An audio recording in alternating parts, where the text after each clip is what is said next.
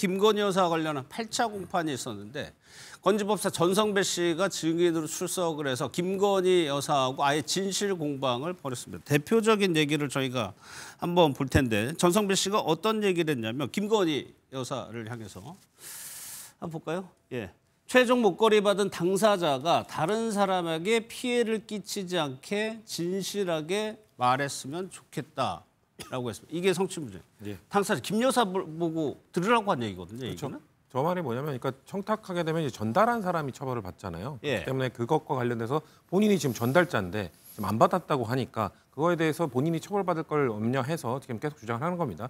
사실 김건희 여사가 지금 백은 받았다고 인정을 하고 이 목걸이는 끝까지 안 받았다고 부정하는 이유가 건진법사와 본인의 이 상반되는 주장 사이에 백에는 이제 직원까지 껴있잖아요. 행정관도 껴있고 직원도 껴있으니까 이거를 부정하기가 어려워지기 때문에 인정을 했는데 지금 그래프 목걸이와 관련돼서는 본인의 주장과 건진법사 주장 사이에 연결고리 다른 그 제3자가 없습니다. 그렇기 때문에 아마 이거에 대해서는 끝까지 잡아뗀다면은 이거는 끝까지 부정할 수 있겠다라는 생각 때문인 것 같은데 건진법사 입장에서는 사실 건진법사도 처음에는 본인이 이렇게 진술을 다 안 했었잖아요. 근데 입장을 바꾼 이후에 사실 내가 전달했다라고 지금 다 이 자백을 사실상 하고 있는 것이기 때문에 본인이 자백했음에도 불구하고 받은 사람이 끝까지 안 받았다고 하면 본인에 대한 처벌도 있기 때문에 그 부분에 대해서 계속해서 주장하는 걸로 보입니다. 이준우 대변인께 여쭤볼게요.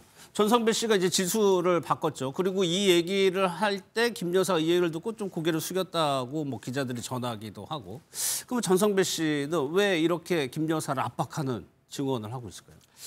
이재명 정권이 출범했죠. 출범을 하고 나서 진술을 바뀐 게 지금 건진법사뿐만 아닙니다. 남욱 변호사도 진술을 바뀌었죠. 네. 지난 8월부터 뭐라고 했습니까?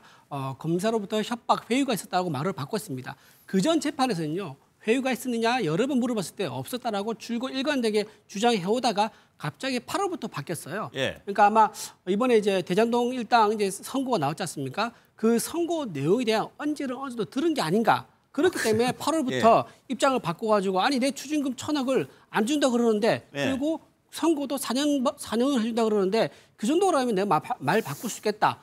감옥에 4년 다 안 살고 나오지 않겠습니까? 특사로 나오면 그러면 1,000억 재벌이 되는데 그 정도 말 바꾸는 거 쉬울지 않겠느냐. 강력한 동기화 됐었죠. 지금 건진법사도 정권이 바뀌니까 정권의 원하는 또는 검찰이 원하는 그런 시나리오대로 맞춰줄 가능성 배제할 수 없다는 생각이 또 들고요.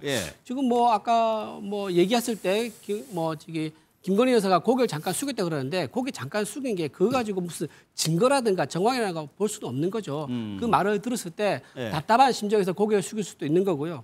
또 하나 이렇게 여사들 이제 영부인 됐던 여사들을 수사할 때는요. 좀 공정하게 다 똑같이 해야 되는 거 아니겠습니까? 지금 김희경 여사 같은 경우는 법카 유용, 경기도 법카 유용 의혹 아직도 수사 안 하고 있습니다. 그 중단된 상태죠. 또 김정숙 여사 관봉권 유용 의혹 그것도 지금 수사가 지지부진한 상태입니다. 그런데 유독 김건희 여사에 관련된 수사에 대해서는 아주 가열차게 하고 있다. 저는 영부인에 대한 수사가 똑같이 공정하게 이루어져야 된다고 생각합니다. 뭐 이거는 구속까지 된 사안이고 그게 사안이 등치가 되는지 다른 문제고요. 뭐 그게 지금 김건희 씨가 거짓말하는 부분에 어떤 해명과 실드로는 부족하다. 김건희 씨를 보면 지금 오늘 건진법사의 어떤 그 증인 신문에서 보이는 행태는 그냥 인간적으로 건진법사도 사실 이제 김건희 씨를 끝났다고 보는 겁니다. 더 이상 기댈 것도 아니고 본인이 살아야겠다. 그러니까 사실대로 얘기를 해라. 그래야 내 형이라도 줄지 않겠냐. 그냥 단순한 그 얘기입니다. 그리고 사실 건진법사가 무슨 최근에 어떤 여러 가지 정권이 바뀌어서 검찰의 진술이 바뀌었다.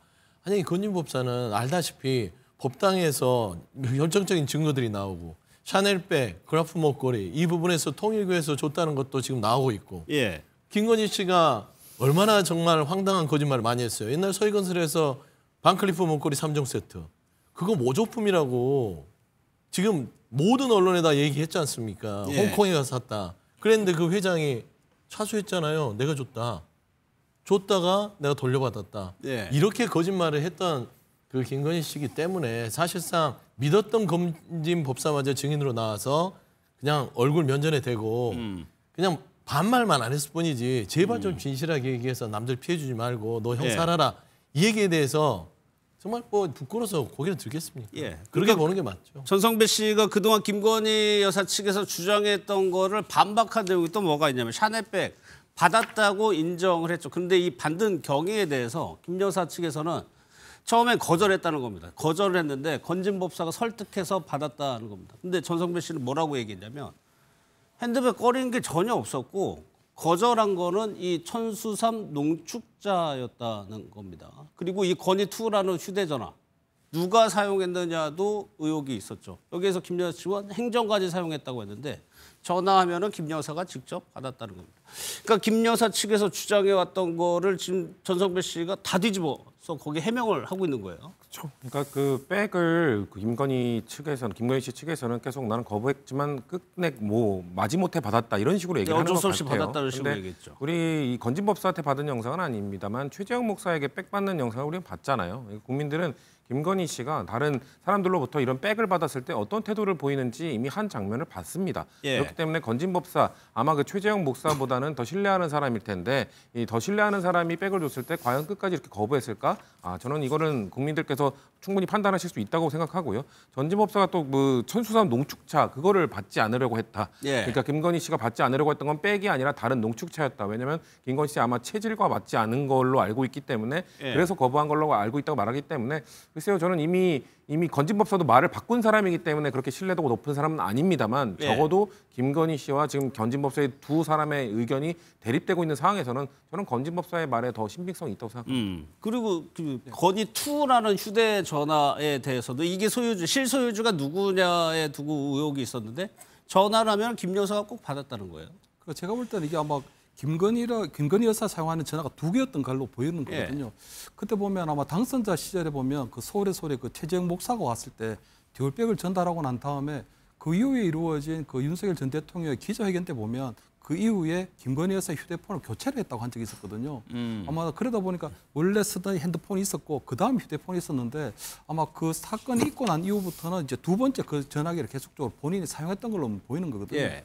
그래서 아마 당장에는 아마 그 행정관이 보통 들고 다니기도 했겠지만 아마 건진법사처럼 이렇게 좀 신뢰할 수 있는 분들하고는 아마 그 핸드폰을 통해서 좀 통화를 많이 했던 것이 아닌가 이렇게 좀 생각이 되고요. 예. 아마 보통은 보면 영부인이 들고 다니는 핸드폰이 있는 거니까 그렇게 되면 저는 아마 건진법사가 지금 본인이 통화할 때는 아마 유경옥 행정관 옆에 있다가 아마 건진법사로 뜨면 전성배 씨라고 뜨면 바로 아마 영부인에게 전화를 전달을 하면 전화를 받고 있기 때문에 본인도 사용을 자주 하고 또 유경옥 행정관도 그 핸드폰을 들고 다니고 예. 이랬을 게 아닐까 이렇게 보입니다. 그런데 지금 상황이 중요한 게 뭐냐면 김건희 여사가 지금 보석 결정을 앞두고 있는 상황이기 때문에 지금 김 여사 측에서는 이런 진술들이 굉장히 부담스러울 거예요. 네네. 예. 근데 김건희 씨 측도 이게 보석이 될 거라고 생각은 하지는 않을 것 같습니다.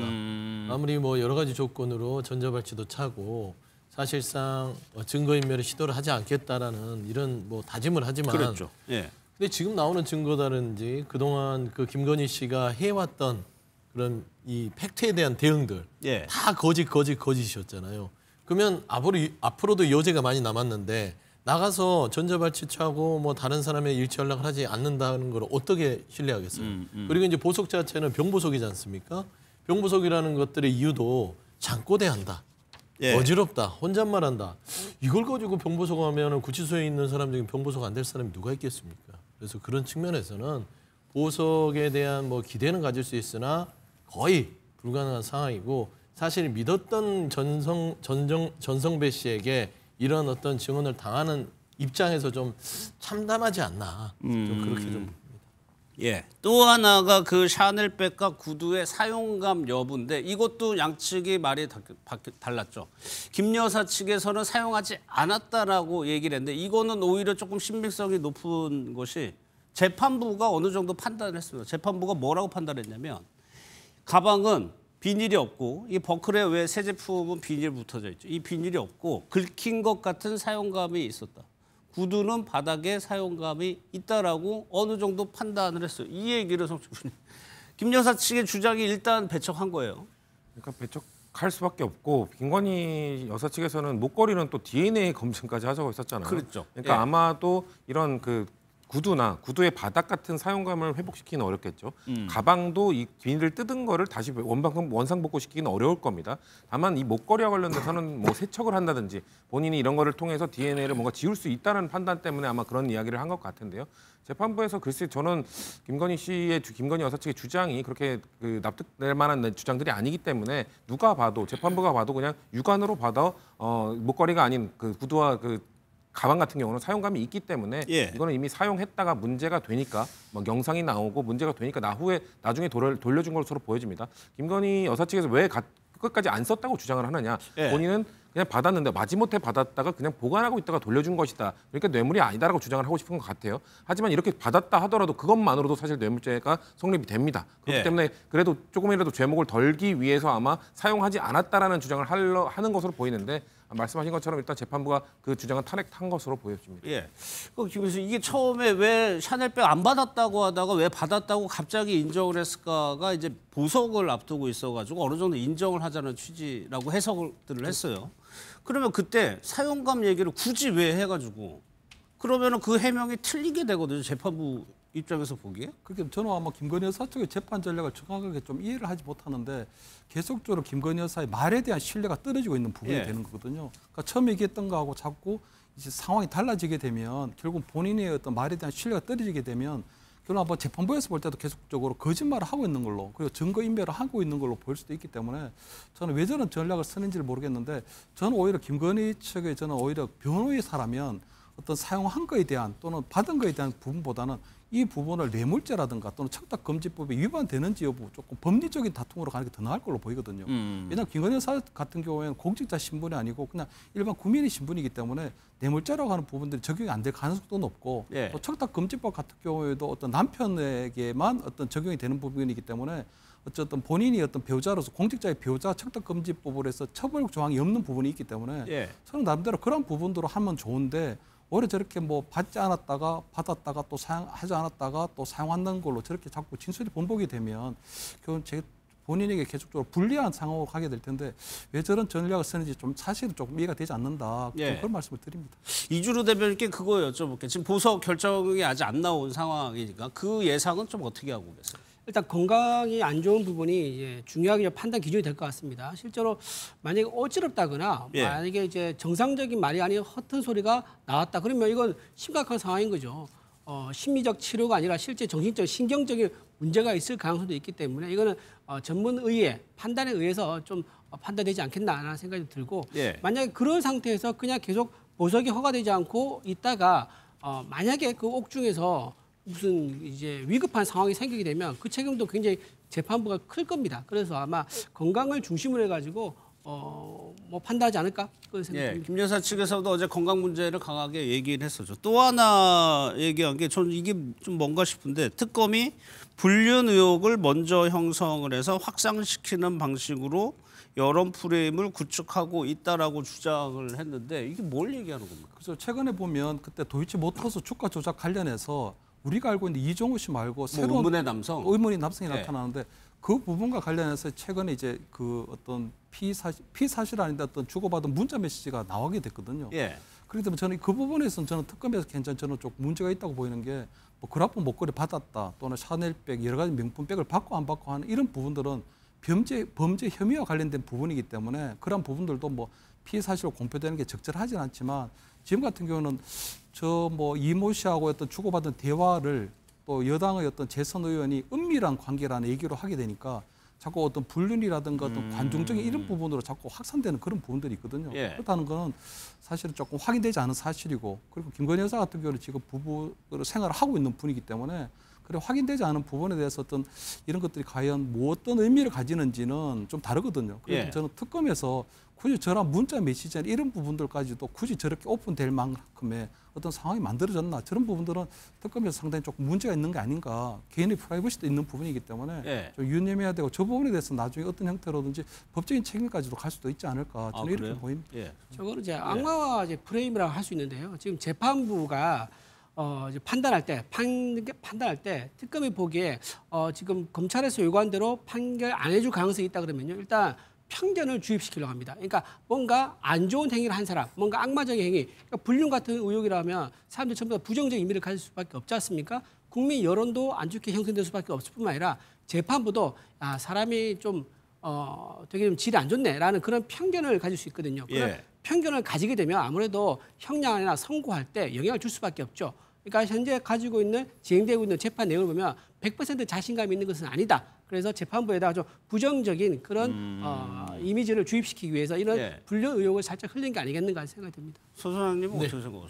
근데 그 이준수 씨 이미 공개가 됐죠. 주식 전문가고 이분이 이제 주가 조작 부분에 있어서 여러 가지 코치를 했을 거라고 해서 특검이 이 어떤 말하자면 카카오톡의 내용을 지금 얘기를 한 건데 사실 보면 이모 씨가 69년생이에요. 김건희 씨가 7년생입니다. 서로 너 나 하는 사이가 과연 온당하게 생각할 수 있는 것인지. 그리고 사실 도이치의 손떼기로 했다 저런 게 중요한 거예요. 이 주가 조작 부분에 있어서 아주 밀접하게 잘 알면서 들어갔구나. 그동안 김건희 씨가 뭐라고 그랬어요? 자기는 그냥 뭐 어떤 부분에 있어서 잘 모르는 사람이고 권위에 있어서 했을 뿐이지 이 조작이라는 이런 거는 모른다. 그런데 이준수 씨라는 이 사람은 매우 이 바닥에서 선수로 알려진 분입니다. 거기에 무자본 M&A까지 돼 있기 때문에 저 문자 메시지 자체는 또 김건희 씨가 결혼 이후에 나눴던 겁니다.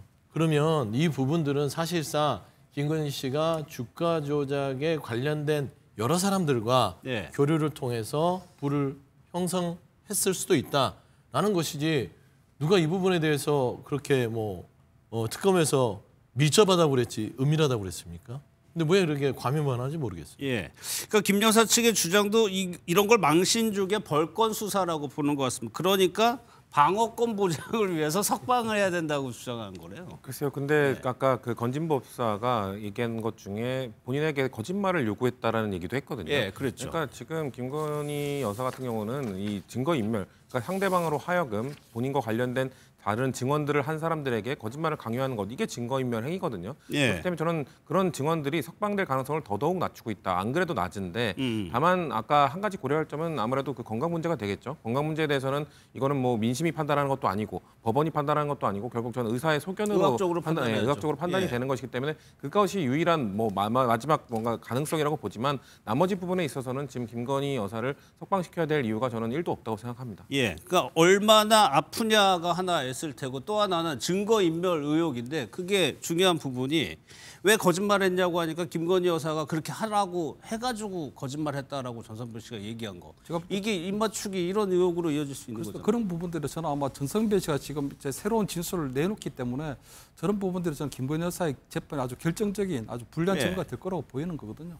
다만 저는 지금 어떤 건강상에 대한 문제나 이런 것들은 방금 얘기하신 것처럼 의학적인 부분으로 어느 정도 소견이 나와야 되긴 하긴 하지만 기본적으로 그냥 김건희 여사 측에서 계속적으로 내놓는 어떤 진술이나 어떤 발언들이 신뢰를 저는 굉장히 조금 많이 상실해 왔다고 보거든요. 그렇기 때문에 저는 아마 보석 청구를 하는 부분에 있어서는 아마 나름대로 현재 어떤 구금 생활을 조금 벗어나겠다는 부분도 있지만 재판부에서 아마 보석을 하고 난 이후에 증거인멸의 가능성이 굉장히 높다고 판단이 되게 되면 보석 신청 자체가 아마 받아들여질 가능성이 상당히 좀 낮지 않을까 저도 그렇게 전망을 합니다. 알겠습니다.